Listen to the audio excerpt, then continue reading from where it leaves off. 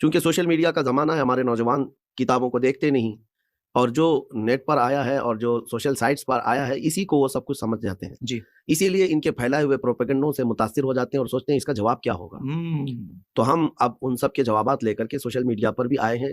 جہاں سے تم سیند مارنے کی کوشش کرو گے قرآن یا ذات رسول پر، ہم وہاں آ کر کے تمہیں جواب دیں گے. کیا بات ہے مفتی صاحب، سبحان یہی اللہ. وجہ ہے کہ اس میدان کو ہم لوگوں نے منتخب کیا ہے. واہ واہ واہ. بہرحال قرآن پاک اللہ رب العزت کی وہ کتاب جس میں شک کی گنجائش نہیں، جس کی شروعات ہی ہوتی ہے الف لام میم ذالک الکتاب لا ریب فیہ.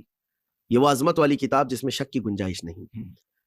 دیکھیں اب یہاں پر ایمان والوں کے لیے تو بات صحیح ہے کہ وہ پہلے سے ایمان لایا ہوا ہے بندہ، اور وہ قرآن پاک میں رائے کے دانے کے برابر بھی شک نہیں کرتا. اللہ کی کتاب ہے. اب آپ چونکہ سوال آپ کا یہ ہے کہ اللہ کی ہی کتاب ہے کیسے مانا جائے، تو پھر اس کے لیے قرآن کے چیلنجز جو قرآن نے خود اپنے اندر رکھے ہیں وہ ایسا نہیں ہے کہ اس زمانے کے لیے تھے، آج تک چل رہے ہیں.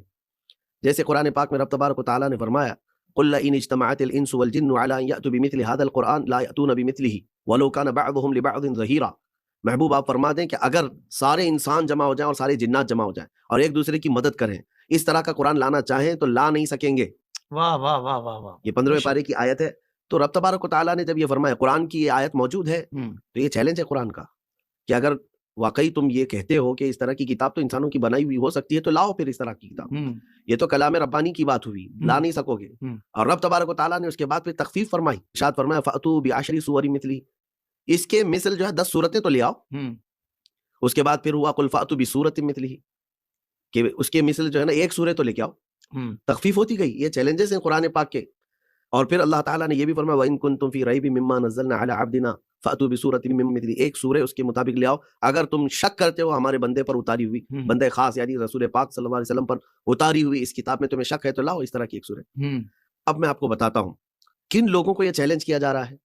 وہ عرب جو فصاحت و بلاغت میں ان کا یہ کمال بات تھا، مفتی، واہ واہ واہ، کیونکہ لٹریچر سے تعلق رکھنے والی چیز ہے. بہت اچھے، واہ واہ واہ. تو اس زمانے کے جو عرب دان تھے وہ آج کے عربیوں سے کئی درجے اوپر پہنچے ہوئے ہیں. آج کے جتنے بھی عرب ہوں گے یہ اپنی زبان کو صحیح یا غلط پہچاننے کے معیار کے لیے انہی پرانے شعراء کا ہی واسطہ لینا ہوگا. ان کو بالکل صحیح، انہی کا ریفرنس دینا ہوگا کہ فلاں نے یہ استعمال کیا تھا تو یہ عربی کی فصیح چیز ہے. تو اس زمانے کے شعراء اور اس زمانے کے فصحاء بلغاء کو یہ چیلنج ہو رہا ہے.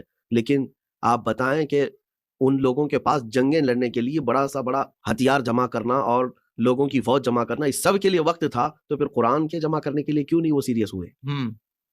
جیسے مشہور بات ہے کہ اس وقت خانہ کعبہ پر جو ہے مشہور شاعروں کی اشعار لکھ کر کے لٹکائے جاتے تھے، اور جس کا